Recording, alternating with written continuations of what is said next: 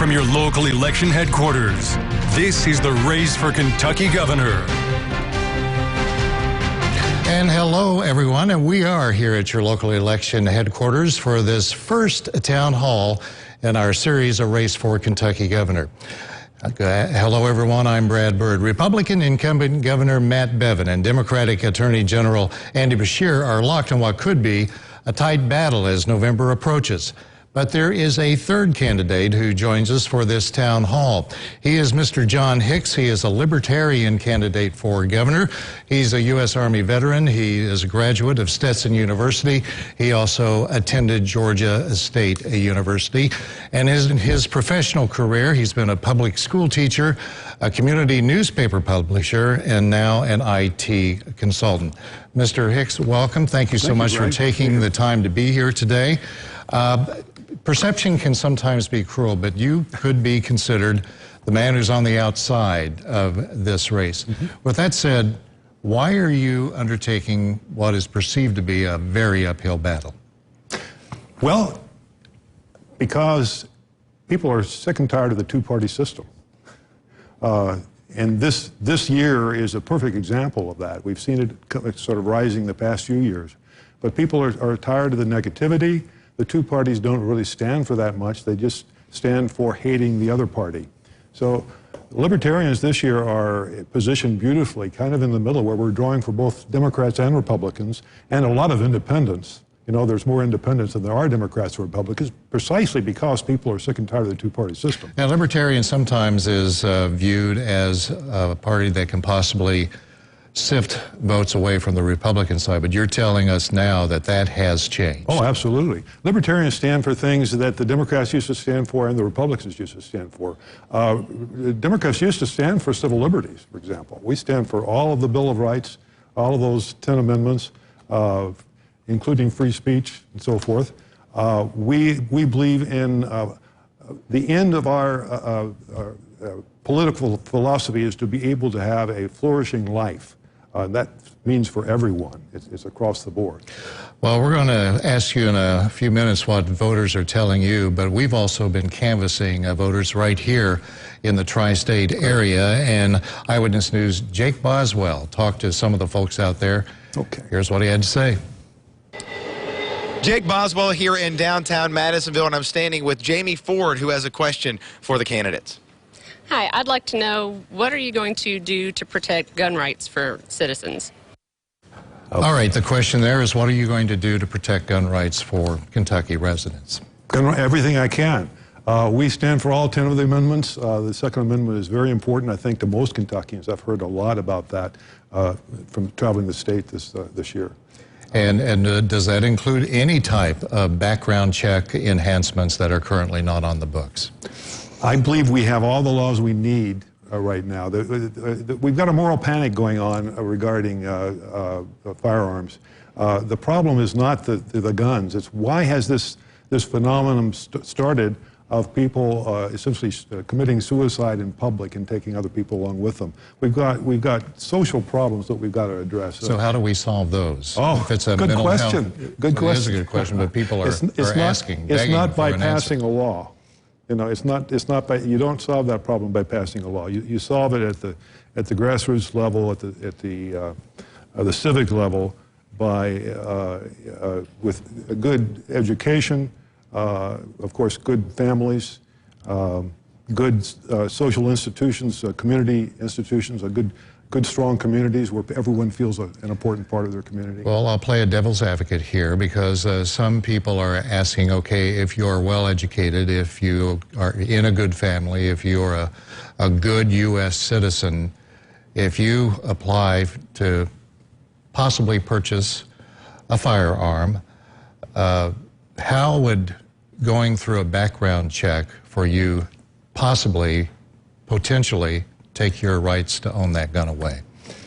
Well, of course, there are background checks being done now, but the database is very, very faulty right now, and it's sort of an extra legal thing where there's really no authority. There's a lot of false positives, false negatives. It's not. We really don't. You know, China's doing a good job of gun control. But if you look at what they're doing in China, we don't want to go there. All right. You've got 3 platforms. We're going to be talking about that in a moment, but I believe we've also been reaching out to people on social media, and we have a Facebook question, I believe, that we can take right now, and there you can see it. How do you feel about expanded gaming in Kentucky? It will create jobs and keep money from going to other states. Is Kentucky threatened right now by gaming around its borders? I call it gambling. I don't know. Okay. I'm an old English teacher. I believe words should mean, you know. I'm all for expanding gaming. I think we have to do it very carefully. I don't, but we can look across the river at what Indiana's done. Just drove past French Lick and the riverboat up near Louisville. They're doing. It seems like they're doing it well. We can follow that pattern. What we don't want to do is grant monopolies to particular companies. I think that's what we've got to be careful of. Among your platforms is election reform. Yeah. What do you mean by that? Okay. The biggest problem we've got in the country right now, I would say there's 2 probably. Polarization is something that I think we've realized that again, thanks to the 2-party system, thanks to the way we hold our elections, we divide up into 2 groups and we start hating on each other. That's got to stop, and a lot of that is due simply to the way that we hold our elections. The second problem is just outright alienation, people just dropping out of the system, and I've run into a lot of that. I was at the State Fair for 10 days meeting people, and a lot of people just are over it. They're sick of politics, they're dropping out. So we've got to battle those, and I think I've proposed 2 steps in election reform that I think would revolutionize our democracy. The first is something that most people have heard of, simply having runoff elections. Most of us have heard of runoff elections. We don't have them much. We don't have them in Kentucky. But runoff elections get over this problem of third parties being a spoiler. People are afraid to vote for the third party because they're afraid that they're throwing their vote away. Maybe the worst candidate will win instead of the second worst candidate. So with runoff elections, you drop the last candidate out. No one wins until they get a majority of the vote. So you can't win like Mr. Beshear won his primary with 37% of the vote. Right. So runoff elections take care of that. They've been impractical in the past because they're expensive, and a lot of times there might just be one race up for a runoff, so not many people bother to show up. So now we have this thing called computers, and we can have what we call instant runoff voting, where you go in one time to vote, but you vote your first, second, third choice. The first time you count those votes, it counts just like a regular. You count them just like a regular election. You count just the first choice votes, and if somebody gets a majority, then they win just like a regular election. Okay, I'm going to ask you this. You're talking about computers now and everything, yeah. And you're an IT expert. We seem to be reporting about a breach every 2 weeks, a major breach in this country. That's why we need a tech-savvy governor. Okay. You could guarantee cybersecurity then in the Commonwealth of Kentucky. I think I can do a better job than most at that. Well, let's head back to Jake Boswell now for another question from one of those voters out there. Jake Boswell here in downtown Henderson. I'm here with Ty Carter, and Ty has a question for the candidates. What are you going to do to improve education in Kentucky? It's a big issue, education in Kentucky, yes, and indeed. It has been a battle. It's right in the center of a battle between Andy Beshear and Governor Bevin. What are you going to do differently than what these 2 gentlemen are doing? Don't worry about it. This is the web. It's computer. The cell phone goes Turn off. that thing off. Happens to I'm me sorry. too. So you're fine. You're fine. Busy man. So Okay. good. Education. Well, the important thing to bear in mind is that I'm the only one of the 3 candidates who's a former public school teacher. Okay. I started off right out of college as a public school teacher up in Louisville, Fern Creek High, Moore High School. I know the challenges of education. I know the gratification that the teacher gets when it works. And I know the great potential. I think this is the thing that people miss. There's so much potential that's untapped in education. There's so much we can do. I think I can be a leader of everyone, particularly of all the teachers. I think Governor Bevin has probably been well-intentioned, but he's managed to alienate the teachers. The teachers are our greatest resource towards improving education. We've got good infrastructure with education. We need to use that and not alienate Well, people. some critics have said teachers, not only in the Commonwealth, but nationwide, are perhaps the most underpaid and underappreciated professionals that we have, because basically they're held accountable for the lives of their students for a significant chunk of those students' days. Are they getting a raw deal in today's society as far as cost of living? Some teachers have to go out and buy their own school supplies. What do you say to that? Well, it probably varies from system to system. I think the main factor in teachers' minds is not the pay so much. They're afraid of losing their pension benefits. You know, teachers don't have Social Security, so they're very dependent on their pension. So, and the pension, and you probably were going to, that's probably a whole other topic you were going to talk about, but pensions are really complicated. They're complicated, and they're also drying up for some people. Right. It's often called the broken promise, not only in the Commonwealth, but universally. Right. Fair assessment? With private industry, that's been a big problem, where the companies have just gone bankrupt and haven't funded their pension. Luckily, with government, we made a promise. We Kentuckians. And so how would you fix that in Kentucky? Well, ultimately, we have to follow the pattern of private industry and stop go from defined benefit to defined contribution because of human nature. Politicians just don't want to fund pensions. They want to kick the can down the road. So ultimately, we need to transition to that. But the transition won't be easy.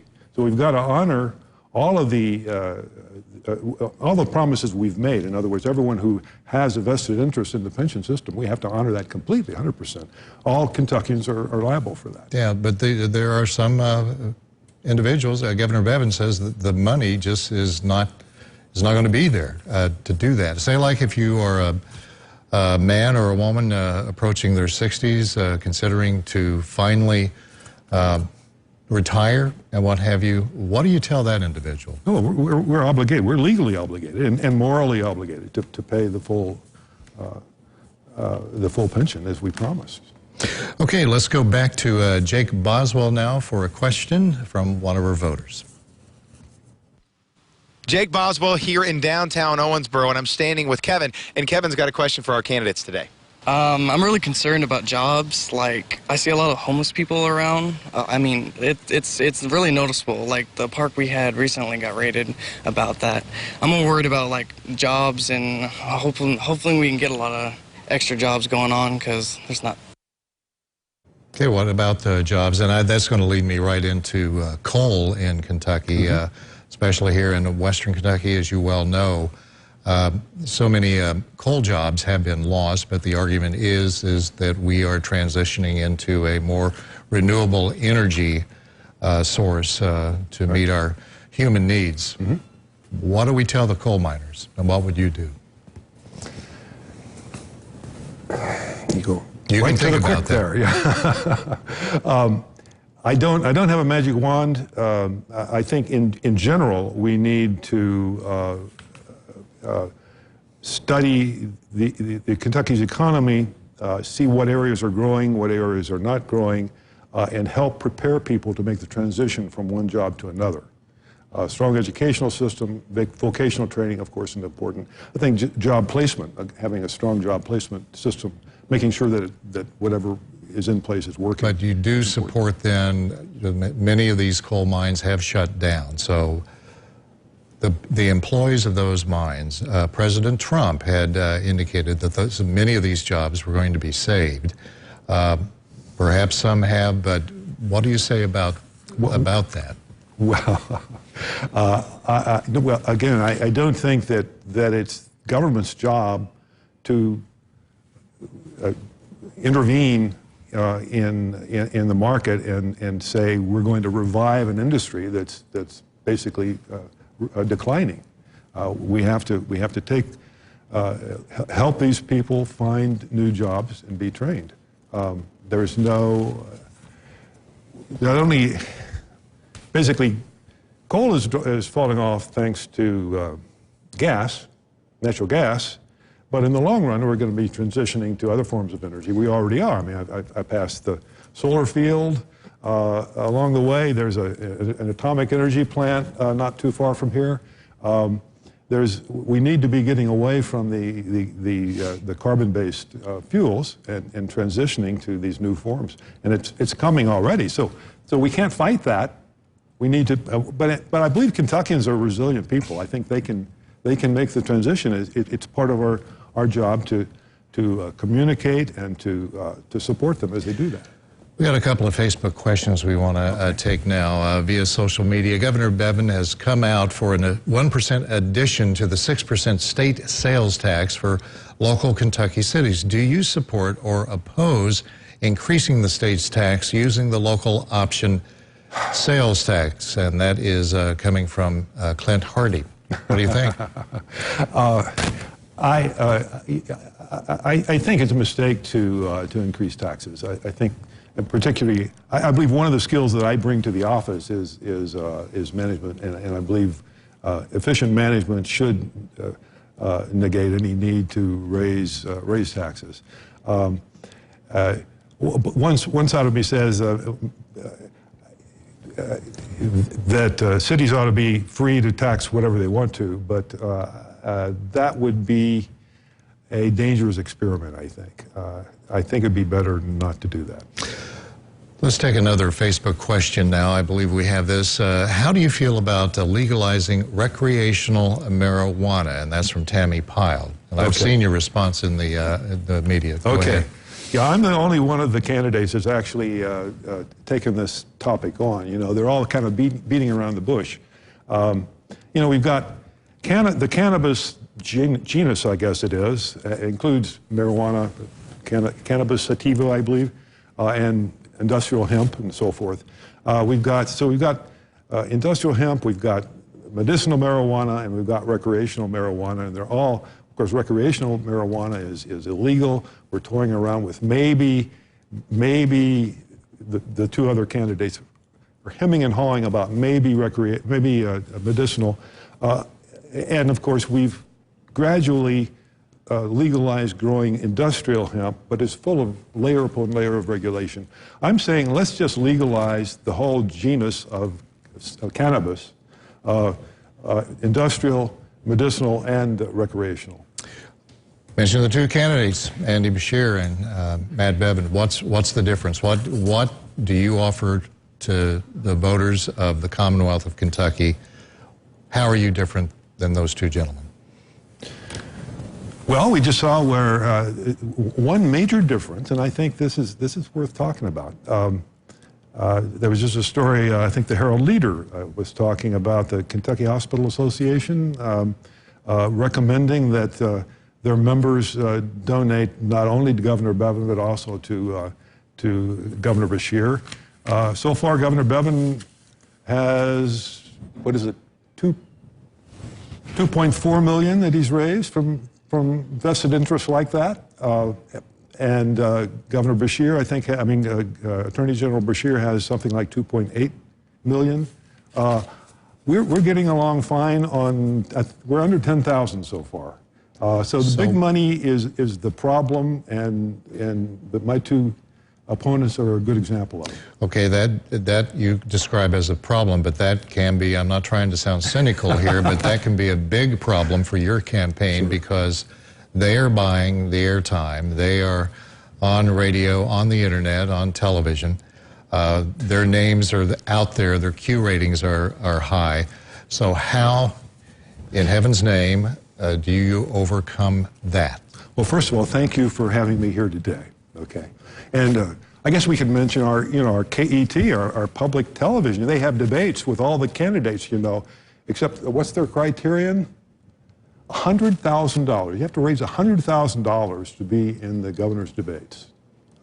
So it's all money. Even so-called public TV is all big money. Would you take money if, say, like a donor came up, not necessarily a PAC or whatever, to basically help the campaign of John Hicks? Would you say, like, if someone was being very generous and said, I'm going to drop $100,000 in your coffers and spend as you will to enhance your campaign, what would you do in a situation like that? Well, first of all, there is an agency in Frankfurt called Kentucky Registry of Election Finance, I believe, that would intervene and say, you can only do 2,000. Okay, well, let's break that down, and you're absolutely right.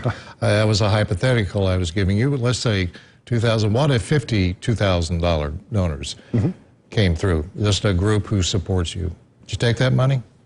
Well, if it came from a single group and they had a particular issue, obviously, if it were one of these issues that we've already discussed, that have already taken a public stance on, sure.